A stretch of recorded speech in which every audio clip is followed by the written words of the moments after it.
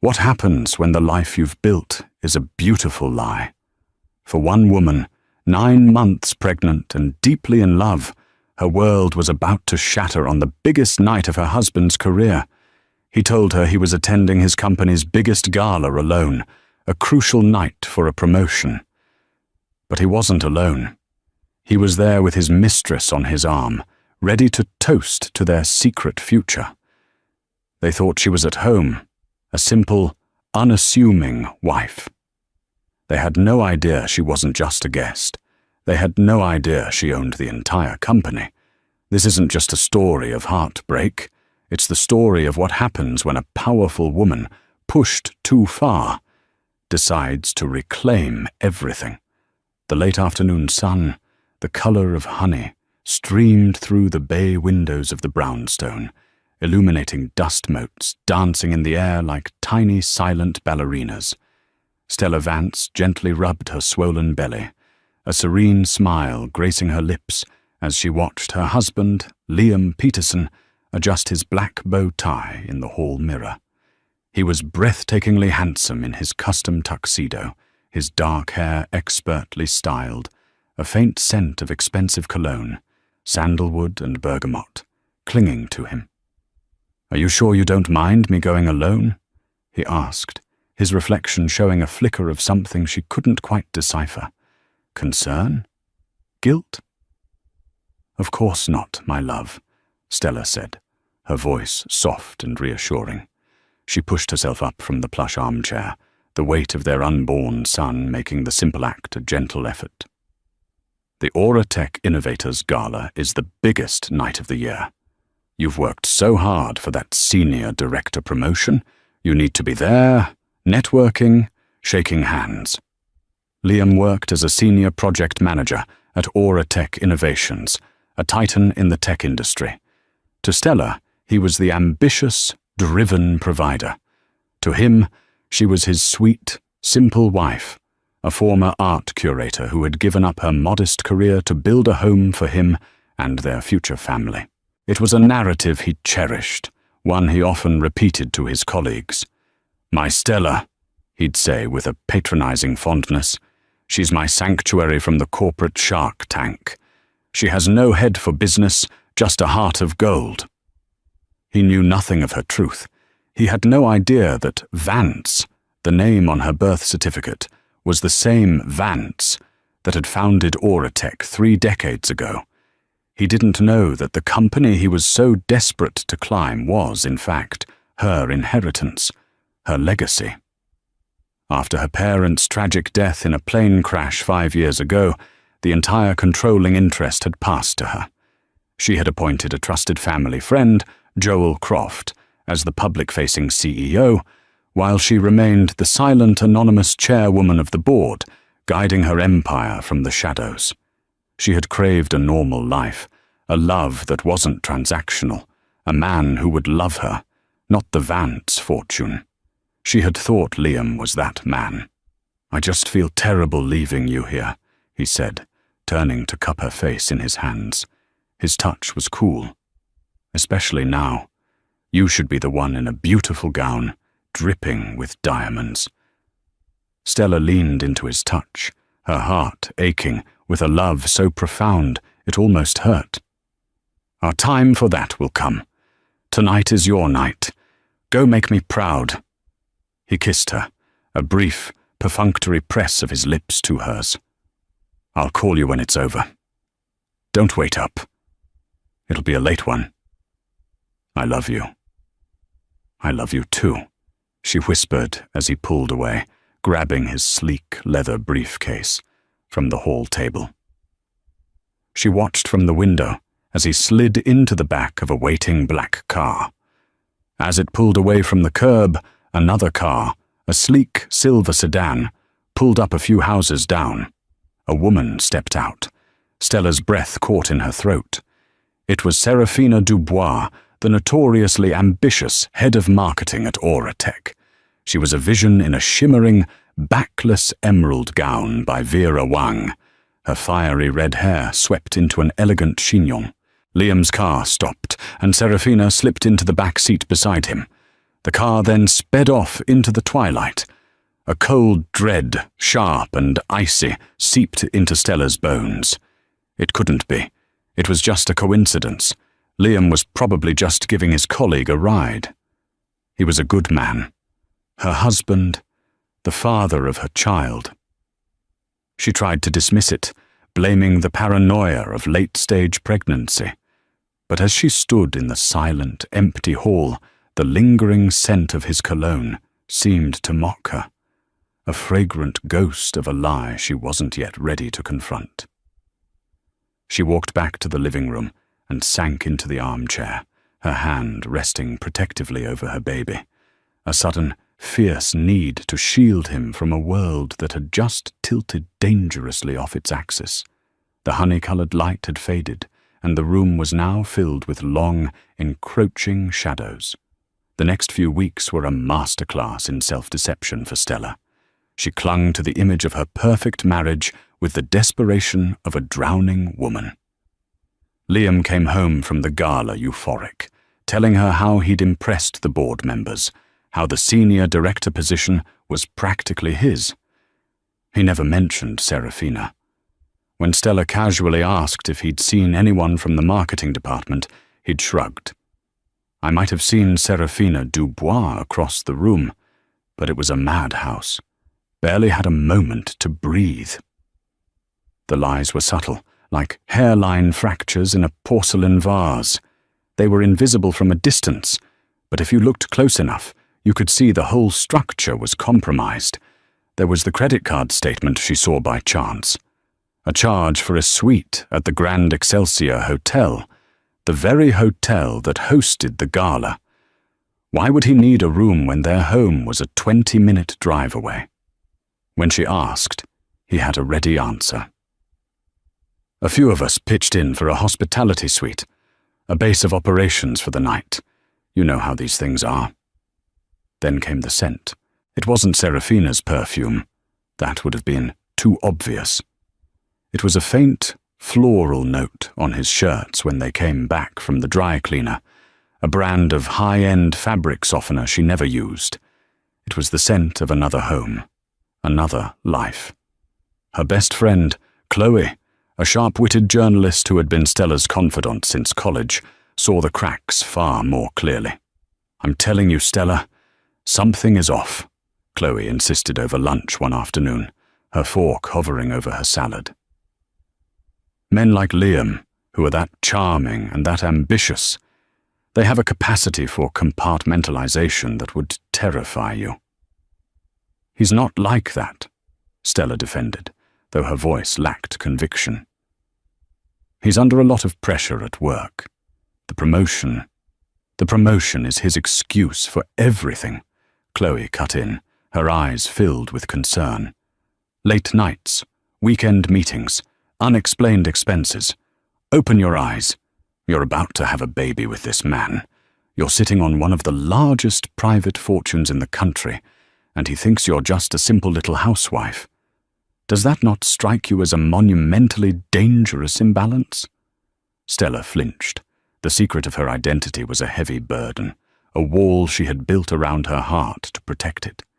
But now, she wondered if she had inadvertently built herself a prison. The confirmation she dreaded came from the one person who knew her secret. Joel Croft.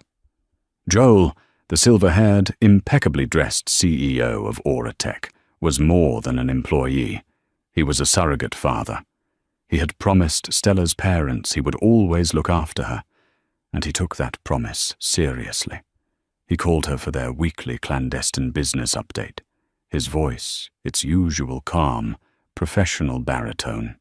They discussed quarterly earnings, a new acquisition in the AI sector, and the planning for the upcoming annual Aura Tech Legacy Charity Ball, a far more exclusive and significant event than the Innovators Gala. "Everything is on track," Joel said. "The venue is confirmed, the guest list is nearly finalized. As always, your attendance is optional, but your presence would mean a great deal to the foundation." "I'll think about it, Joel. It's getting a little difficult to travel," she said, rubbing her aching back. There was a pause. When Joel spoke again, his voice was softer, laced with a paternal worry that set Stella on edge. "Stella, is everything all right at home? With Mr. Peterson?" The question was so direct, so out of character for the ever-discreet Joel, that Stella's carefully constructed denial began to crumble. "Why do you ask?"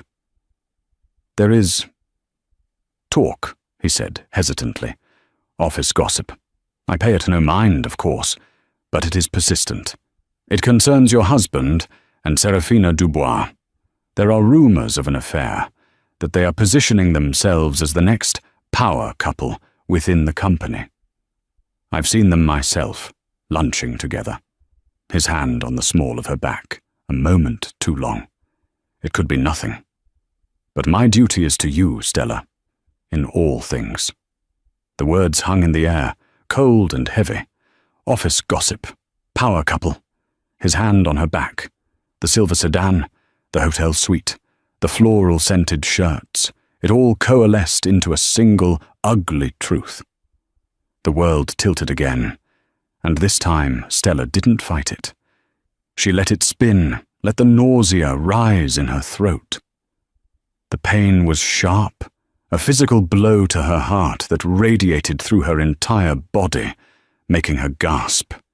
She thought of the baby, her son, nestled safely inside her, oblivious to his father's betrayal. A new feeling began to bloom in the wreckage of her heart, crowding out the pain, a cold, hard, unfamiliar fury. She had given this man everything, her love, her trust, her body, a home. She had hidden her power to make him feel like a king, and he had repaid her by making her a fool. "Joel," she said, her voice trembling but gaining strength with each word. "The legacy ball. When is it?" "In 2 weeks, Saturday, the 18th of October. "I will be attending," she said, a chilling resolve in her tone. "And I won't be coming as Stella Peterson. I will be coming as Stella Vance. I want you to make the arrangements. I want a spotlight. I want a microphone. And I want to be the keynote speaker who introduces the new philanthropic initiative." There was a moment of stunned silence on the other end of the line, followed by a low, approving hum.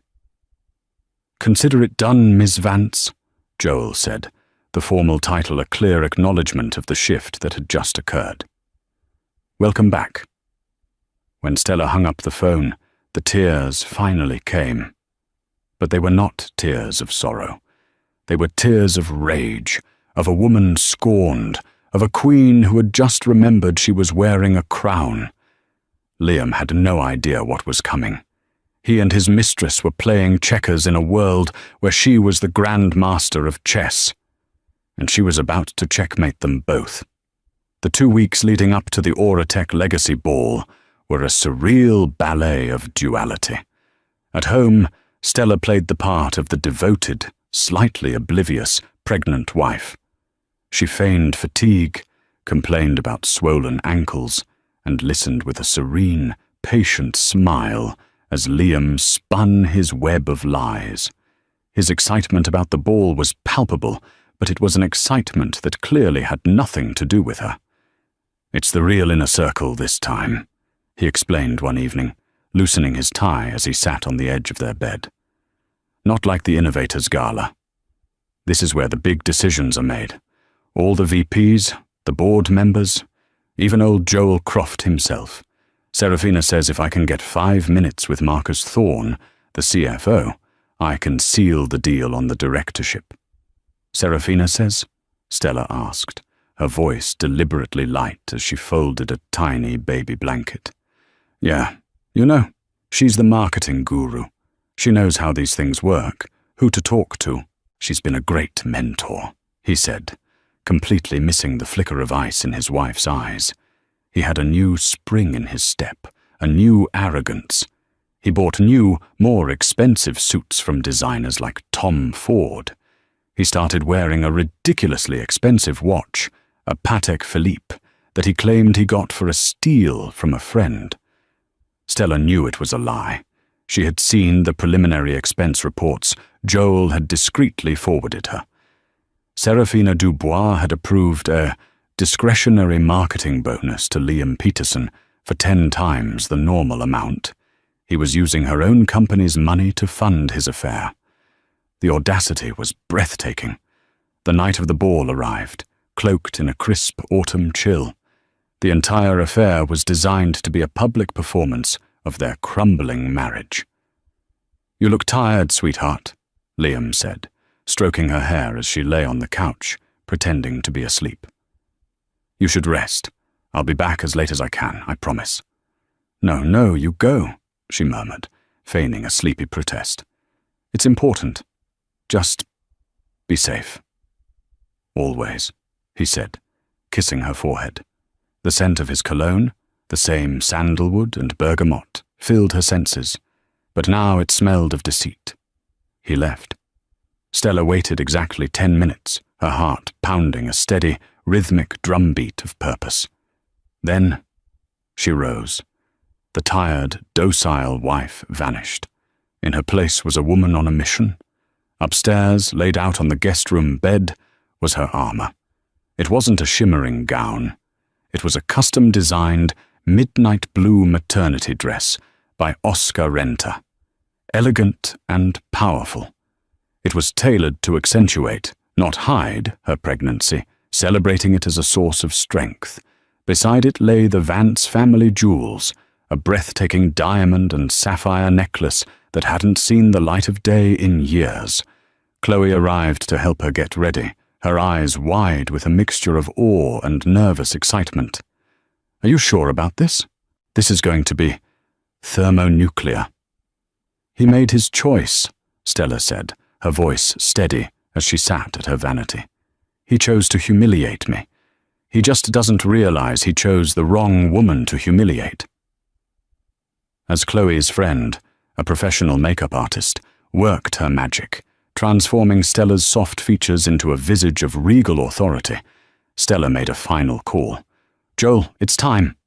"The car is waiting a block away, Ms. Vance," his voice came through the speakerphone. "The stage is set. Security has been briefed. They know who you are. No one gets in your way." "And Liam Peterson?" "He and Ms. Dubois arrived 20 minutes ago. They made quite the entrance. He's introducing her as his partner." A bitter smile touched Stella's lips. Partner. He had no idea.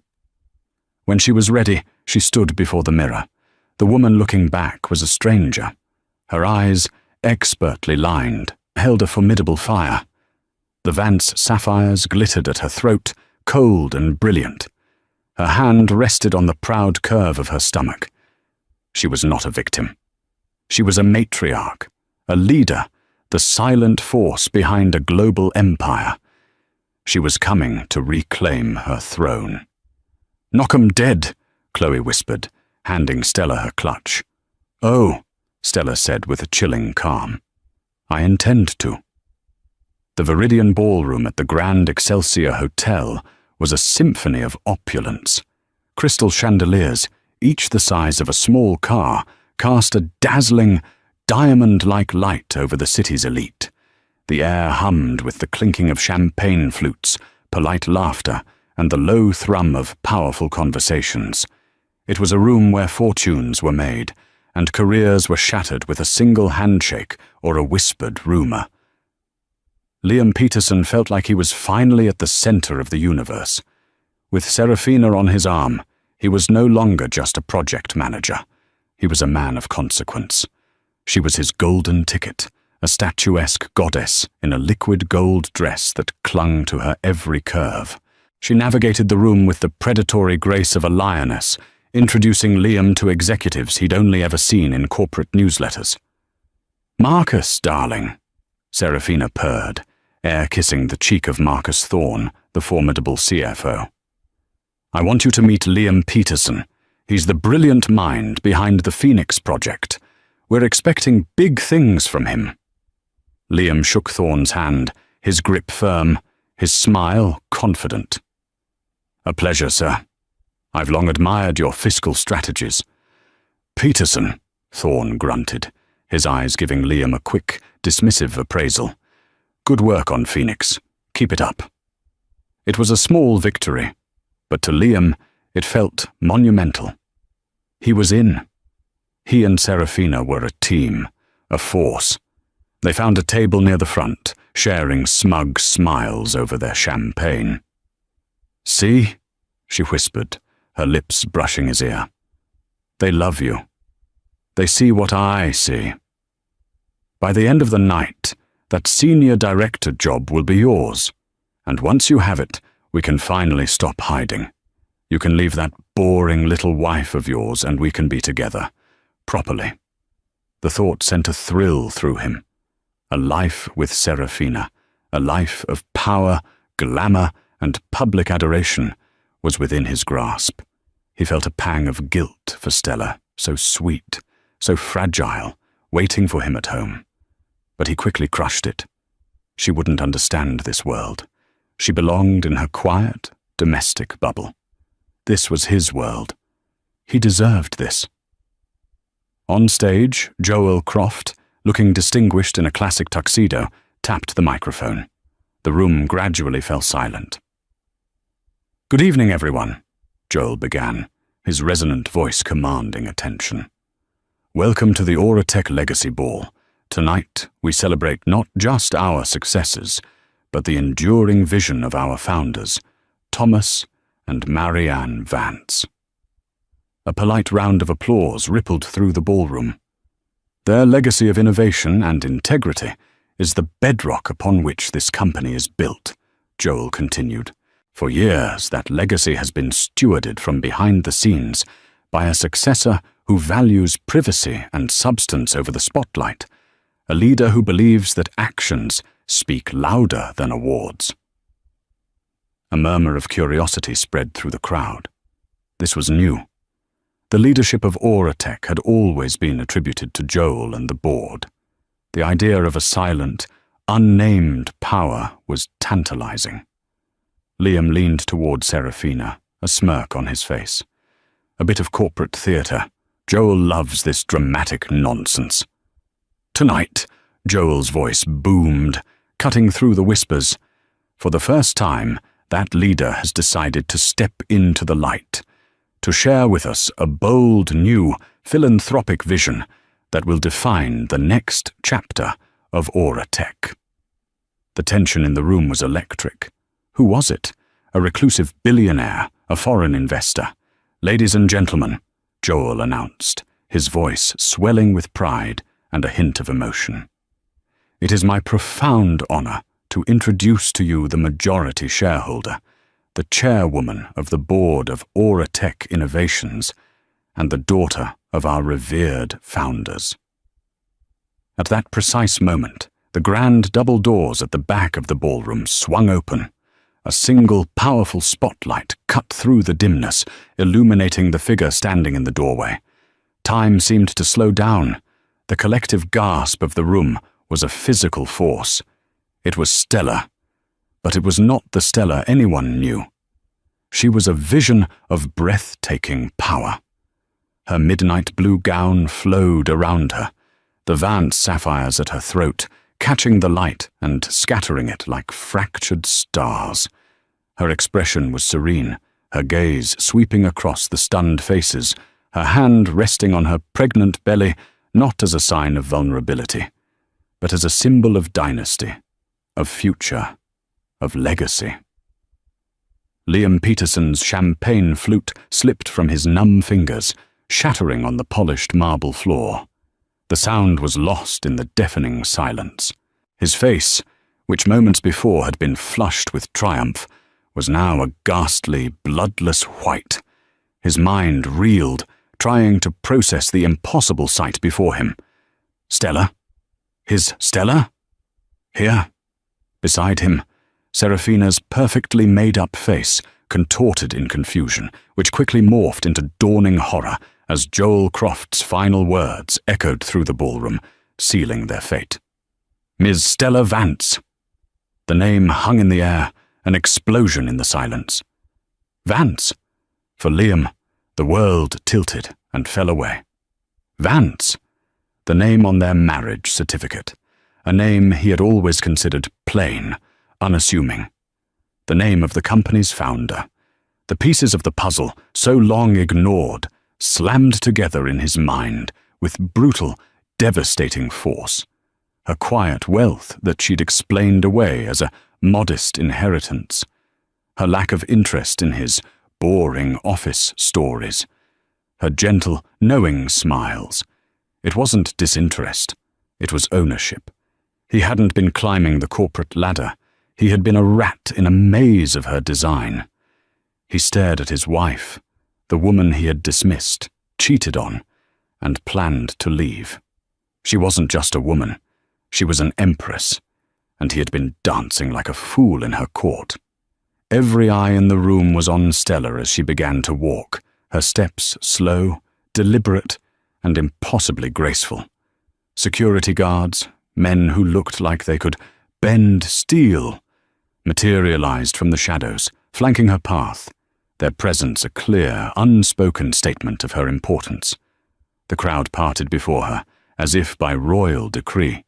Her eyes, cold and clear as a winter sky, scanned the room, but they were fixed on one destination: the stage. She did not look at Liam. She did not acknowledge his existence. This calculated indifference was 1,000 times more cutting than any scream or accusation could ever be. It rendered him insignificant. Serafina, next to him, was frozen, her mouth slightly agape. The color had drained from her face, leaving her lipstick a garish slash of red against her pale skin. Her entire strategy, her future, her power couple fantasy, had just been annihilated by a pregnant woman in a blue dress. She looked from Stella to Liam and back, a silent, venomous accusation in her eyes. "You told me she was a nobody." As Stella reached the stage, Joel Croft extended a hand to help her up the steps, bowing his head slightly in a gesture of profound respect. She took the microphone from him, her hand steady. The entire ballroom held its breath. "Thank you, Joel," she began, her voice calm and clear, amplified throughout the vast hall. It was the same soft voice she used at home. But here, in this context, it held an astonishing weight of authority. "For those of you who do not know me, my name is Stella Vance. My parents, Thomas and Marianne Vance, founded this company on a simple principle: that innovation should serve humanity. That integrity is not a commodity to be bought or sold, but the very soul of our enterprise." She paused, letting her eyes sweep over the sea of faces, the powerful executives, the board members, her employees. She finally let her gaze drift towards the table where Liam and Serafina sat, entombed in their public humiliation. Her eyes met Liam's for a fleeting second. There was no anger in her expression, no pain. There was only a chilling finality, the look one gives to something that is already over. "Tonight," she continued, turning her attention back to the wider audience, "I am here to announce the Vance Legacy Foundation, a new philanthropic arm of Auratech, endowed with an initial $500 million. A wave of shocked murmurs and applause broke out. Stella waited for it to subside, her composure absolute. This foundation will be dedicated to funding education in underserved communities, advancing medical research, and championing ethical technological development. It will be a testament to our core values." Her hand moved to rest once more on her stomach. "It will be the legacy I build for my child, and the standard to which I will hold every single person associated with Auratech." Her gaze hardened, becoming sharp as a diamond. "Because integrity," she repeated, her voice dropping slightly, becoming more intense, "is everything. It is the trust our customers place in us. It is the trust we place in each other. Any individual who compromises that integrity who places personal ambition and deceit above loyalty and honor has no place at Aura Tech Innovations. The words were a direct shot, and everyone knew it. The atmosphere in the room grew thick with tension. Marcus Thorne, the CFO, shot a dark look towards Liam's table. Other executives shifted uncomfortably, avoiding eye contact with the now infamous pair. "Therefore," Stella said, her voice ringing with indisputable power, "as my first official act in this public role, I have instructed Mr. Croft to begin a complete top-down review of management, effective immediately. We will be restructuring to eliminate any redundancies and to ensure that every leadership position is held by someone who embodies the principles on which this company was founded." She then turned her head slightly, her eyes locking directly onto Serafina Dubois. "For example, someone who uses their corporate authority to approve unmerited bonuses from company funds to a subordinate for personal reasons is not just acting unethically. They are committing theft. They are stealing from every employee, every shareholder, and the very legacy we are here to celebrate." Serafina visibly flinched, as if she had been physically struck. Her face, a mask of horror, crumpled. "That is a fireable offense," Stella stated, her voice as cold and hard as the sapphires at her neck, "and it will not be tolerated." She held her gaze on Serafina for a moment longer, before turning back to the room, a gracious smile returning to her lips, as if nothing had happened. "I look forward to working with all of you to build a better future. Thank you." The ballroom erupted in thunderous applause, a mixture of genuine admiration for her power and sheer terror of it. Stella Vance had not just made an entrance. She had executed a corporate coup and a personal revenge in a single flawless speech. She handed the microphone back to Joel, gave a final, regal nod to the audience, and turned to walk off the stage, leaving utter devastation in her wake. The gala descended into controlled chaos. As Stella exited the stage, she was immediately surrounded by a phalanx of security and the most powerful members of the board, all clamoring to congratulate her and pledge their loyalty. She handled them with a grace and poise that belied her years, as if she'd been born to do nothing else. She was no longer hiding. She was home. Across the room, Liam and Serafina were radioactive. People actively averted their gazes, tables near them suddenly finding urgent reasons to get drinks or fresh air. The whispers were merciless. "Did you see his face? She approved his bonuses. Can you believe the audacity? They're both finished." Liam tried to stand, his legs weak and trembling. He had to get to her. He had to explain. But what could he possibly say? "I'm sorry I didn't realize you were one of the most powerful women in the country. I'm sorry I betrayed you, but I thought you were unimportant." The absurdity of his position was a physical weight, crushing him. He took a step, lurching forward, his eyes wild with desperation. "Stella!" he called out, his voice hoarse. He never made it a second step. Two of the security guards who had been watching him intently moved with silent, swift efficiency. One placed a firm, immovable hand on his chest. "Sir," the guard said, his voice polite but unyielding, "I think it's time for you to leave." "That's my wife," Liam protested, his voice cracking. "I need to talk to my wife."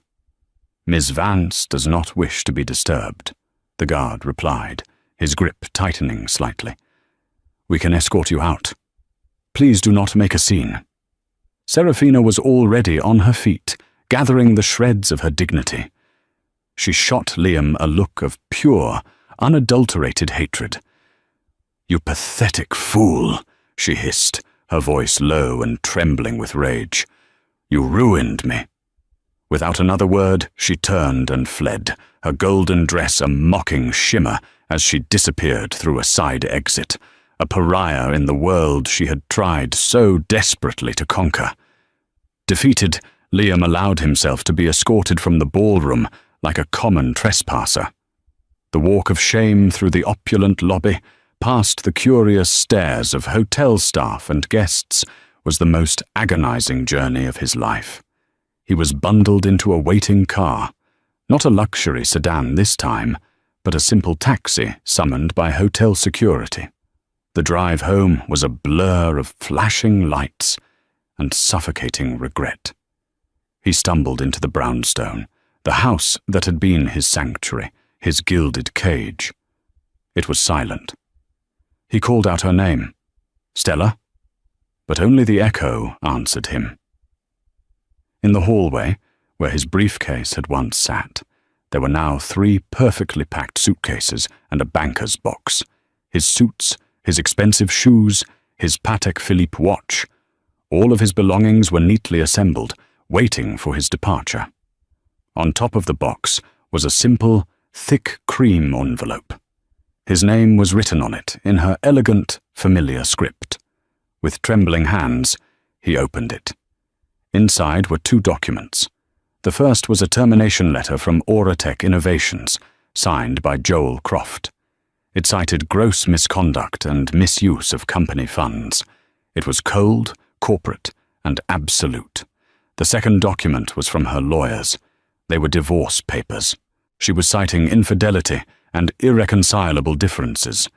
The petition also included a restraining order, preventing him from coming within 500 feet of her residence, or any Auratech property. He sank to the floor, the papers scattering around him. He had lost everything in a single night: his job, his reputation, his future, and his wife. The one person he had taken for granted, the one person who had truly loved him, had excised him from her life with the surgical precision of a master strategist. He finally understood. He hadn't just cheated on his wife, he had betrayed the Queen. And in her kingdom, there was no forgiveness for treason. He was an exile, cast out of the paradise he had never even realized he was in. The silence of the house pressed in on him, a heavy shroud for the life he had so arrogantly destroyed. 3 months later, the winter snow fell in thick, silent blankets over the city, covering the grime and making the world seem clean and new. From her corner office on the top floor of the Auratech Tower, an office she had finally claimed as her own, Stella Vance watched the flakes drift down. Her hand rested on her belly, which was now a magnificent, proud globe. The birth of her son was only weeks away. The aftermath of the legacy ball had been swift and decisive. Serafina Dubois had vanished from the corporate world, her reputation in tatters. Liam, after a few desperate, unanswered calls from a blocked number, had faded into obscurity. Stella heard through a third party that he had moved back to his hometown in Ohio, taking a low-level sales job. He was a ghost from a life she no longer recognized. Her own life had transformed utterly. Stepping into the light had been terrifying, but also profoundly liberating. The business world, initially skeptical of the secret heiress, was quickly won over by her sharp intellect, her clear vision, and her unwavering commitment to the ethical principles she had espoused on that stage. She wasn't just her parents' daughter. She was a formidable leader in her own right. Joel remained by her side as CEO, their partnership a perfect blend of his experience and her innovative drive. The Vance Legacy Foundation was already making headlines, its first major grant establishing a nationwide coding boot camp for underprivileged high school students. Her personal life had found a new, quieter rhythm. Chloe was a constant presence, a doting aunt-in-waiting who helped her assemble the crib and debated baby names with her over decaf lattes. The brownstone, once a place of painful memories, had been redecorated. The heavy, dark furniture Liam had favored was replaced with light, airy pieces. The walls were painted in soft, warm colors. It was her home now, hers and her son's. There were moments, late at night, when a phantom ache of what she'd lost would surface. She had truly loved Liam, or at least the man she thought he was. She mourned the family she had dreamed of, the simple, happy life she had once craved. But the grief was no longer a storm. It was a gentle rain, a cleansing sadness that reminded her of her own resilience. She had learned the hardest lesson of all, that sometimes the greatest love story is the one you write for yourself. One afternoon, Joel entered her office with a small velvet box. "This came for you, Miss Vance." Stella opened it. Inside, nestled on a bed of silk, was a single, perfect baby rattle, exquisitely crafted from polished silver. There was no card. But she knew. It was a peace offering, a final, pathetic gesture from a man she would never see again. For a long moment, she stared at it. Then she closed the box and handed it back to Joel. "Donate it," she said, her voice soft but firm. "The foundation can auction it off. Let something good come from it." He nodded, understanding completely. As he left, Stella turned back to the window, a small, genuine smile on her lips. She placed both hands on her belly as she felt a strong, reassuring kick from within. "It's just us now, little one," she whispered to her son, "and we are going to build a better world." The snow continued to fall, burying the past and paving the way for a future of her own making. A future built not on secrets and lies, but on strength, integrity, and the enduring power of a woman who had found her own legacy. The birth of Thomas Joel Vance was not a quiet affair. It was, true to his mother's new life, a meticulously planned operation. Stella had checked into a private wing of the city's most exclusive hospital under an assumed name, with a security detail that would rival a head of state's. When her son finally arrived, a healthy, 7-pound marvel with a tuft of dark hair like his father's and a determined gaze like his mother's, Stella felt a love so fierce and absolute it eclipsed everything that had come before. The pain of Liam's betrayal, the weight of her corporate responsibilities, it all faded into the background noise of the universe. All that mattered was the tiny, perfect being cradled in her arms. "He's a Vance, through and through," Joel said, his eyes crinkling with genuine emotion as he stood by her bedside, looking at the baby. He had been the first person she'd called after Chloe. "I gave him your name as his middle name," Stella said softly, "for loyalty, for integrity, so he never forgets what's important." Joel was visibly moved, clearing his throat. "It is the greatest honor of my life, Stella." The first few months were a whirlwind of sleepless nights and board meetings conducted via video conference from her nursery. Stella proved to be as adept at motherhood as she was at running a multi-billion-dollar company. She found a quiet strength she never knew she possessed, a profound sense of purpose that made her be past life, the life where she had hidden herself for a man's approval, feel like a distant, half-forgotten dream. The world had moved on. Oratech's stock was soaring under her visible leadership. The Vance Legacy Foundation was a celebrated success. Stella Vance was a symbol of female empowerment, her story a modern legend whispered in boardrooms and business schools. But ghosts, she was learning, do not always stay buried. The first echo of her past arrived on a crisp spring morning, delivered by a courier to the Oratech Tower. It was a thick legal envelope, addressed directly to her. Inside, a letter from a law firm in Columbus, Ohio. Her blood ran cold as she read the first line. "Dear Ms. Vance, we are writing on behalf of our client, Mr. Liam Peterson, regarding his paternal rights concerning the child, Thomas Joel Vance." The letter went on, a soulless composition of legal jargon and veiled threats, Liam was demanding court-ordered paternity testing, followed by a formal petition for joint custody and, of course, substantial child support commensurate with her income. He was positioning himself as a loving father, cruelly cut off from his son by a vindictive, powerful ex-wife. Chloe, who was in the office having lunch with Stella, snatched the letter and read it, her face darkening with every word. The unmitigated gall of that man. Joint custody. He doesn't want the baby, Stella. He wants an annuity. He wants to latch onto your fortune for the next 18 years. Stella didn't respond immediately. She stared out at the city skyline, her knuckles white as she gripped the edge of her marble desk. The fierce, protective love she felt for Thomas now curdled into an equally fierce, cold rage. Liam had abandoned them. He had been prepared to leave his pregnant wife for another woman. He had shown no interest, made no contact, offered no apology. Now, hearing of her success and the birth of his son, he had crawled out of the woodwork, not with remorse, but with a sense of entitlement. He wanted to use her son, their son, as a weapon, a pawn in a game for money and relevance.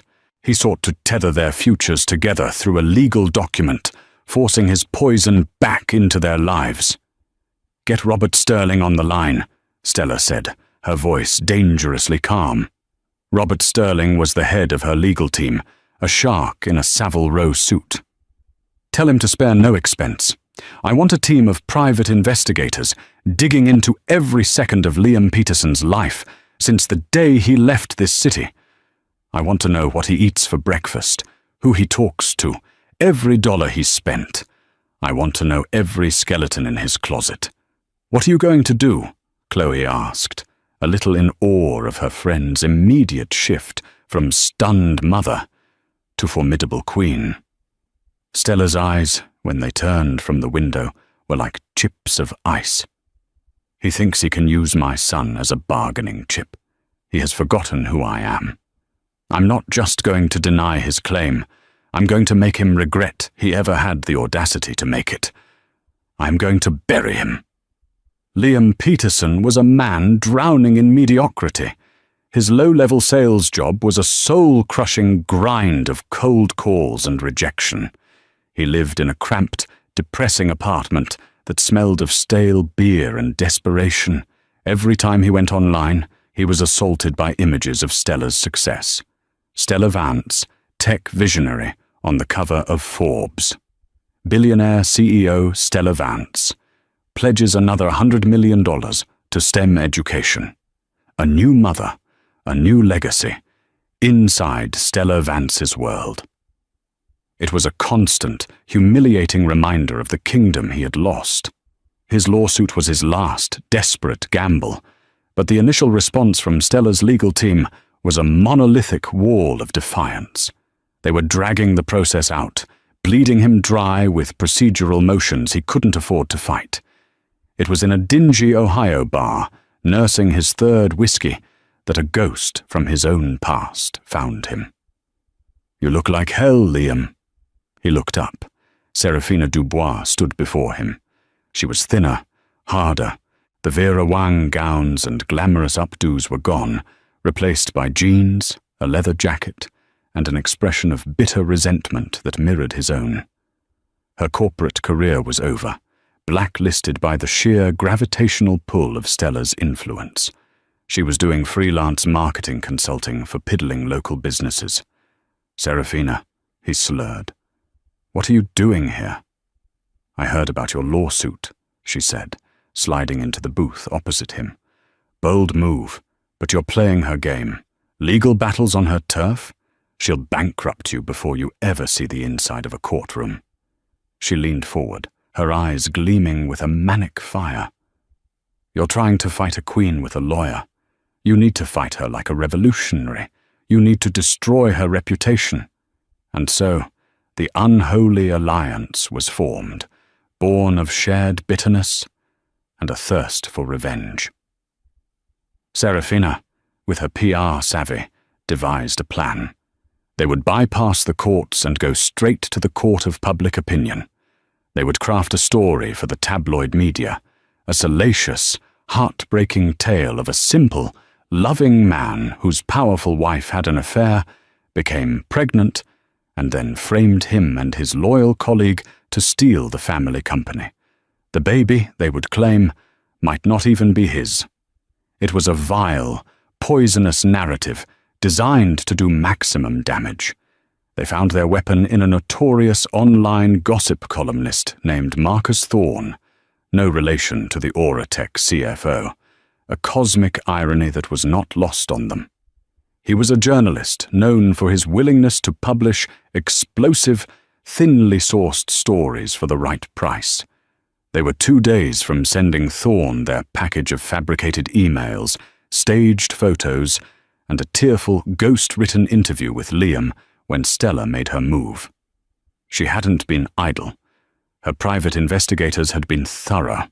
They had uncovered not only Liam's desperate financial state, but also Serafina's reappearance. They had bugged the bar, recorded the conversation, and tracked their communications with the columnist. Stella knew their entire playbook before they had even run the first play.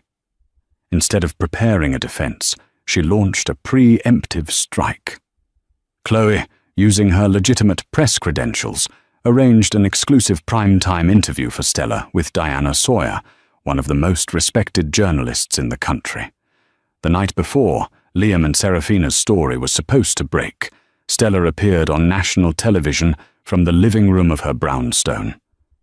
She looked serene and beautiful. Little Thomas, sleeping peacefully in a bassinet, just out of frame. She didn't speak of revenge or betrayal. With calm, unshakable dignity, she told her story.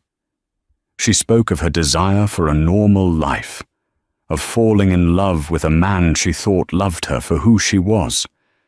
She spoke of the heartbreak of discovering his affair on the night of the gala. It was never about revenge, Stella said, her voice filled with quiet sincerity. It was about protecting my parents' legacy, and eventually, my son's future. The decisions I made were to preserve the integrity of a company that employs thousands of people. I have no ill will toward my ex-husband. I simply wish for him to leave my son and me in peace. She was graceful, powerful, and utterly believable. She had framed the narrative, seizing control before the first shot was even fired against her.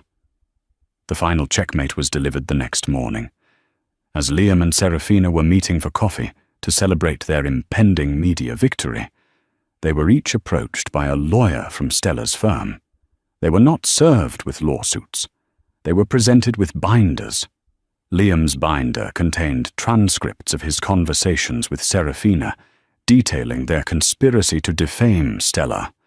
It also contained damning evidence of financial fraud from his time at Auratech, expense report manipulations he thought were too minor to be noticed. Serafina's binder was worse. It contained not only the evidence of their current conspiracy, but also proof, uncovered by Stella's investigators, that she had been selling proprietary company data to a competitor for months before the gala. It was corporate espionage. It was a federal crime. The deal was simple. All lawsuits and public claims were to be dropped immediately. They would both sign ironclad non-disclosure agreements, agreeing never to speak of Stella or Auratech again. In exchange, the evidence in the binders would remain private. If they refused, or if one word of their story ever leaked, the evidence would be forwarded to the U.S. Attorney's office. It was not a negotiation. It was a surrender. Defeated and exposed, they signed. Their alliance dissolved into bitter, silent recriminations. They vanished from each other's lives, and, more importantly, from Stella's. Weeks later, Stella stood by the floor-to-ceiling window in her office, rocking a now gurgling Thomas in her arms. The city glittered below them, a kingdom of glass and steel. The threats were gone. The ghosts were buried for good. She had faced the ultimate betrayal and the ugliest of human emotions, and she had emerged not just victorious, but stronger. "Look, my sweet boy," she whispered, kissing the top of his head. "It's all yours one day. But the most important thing I will ever give you is not in any of these buildings. It's a lesson. True power isn't about crushing your enemies. It's about having the strength to build a world where they can't touch you." The sun was setting, painting the sky in hues of orange and purple, the promise of a new day. For Stella Vance and her son, it was the dawn of a legacy, finally and truly secure. Stella's story is a powerful reminder that the quietest people often have the loudest minds and the strongest wills. It's a story about the devastating cost of betrayal, but more importantly, it's about the incredible strength it takes to rise from the ashes of heartbreak. Not as a victim, but as the architect of your own destiny. She didn't just reclaim her company. She reclaimed her power, her name, and her future for herself and her child. Her revenge wasn't just about punishing the guilty, it was about building a better legacy. Have you ever witnessed someone underestimate a person, only to be completely stunned by who they truly were? What did you think of Stella's epic reveal? Let us know your thoughts in the comments below. If you were captivated by this story of empowerment and sweet revenge, please give this video a thumbs up, share it with someone who loves a story where justice is served, and be sure to subscribe to our channel for more unforgettable tales. Don't forget to click that notification bell so you're the first to know when a new story drops. Thank you for listening. And for watching.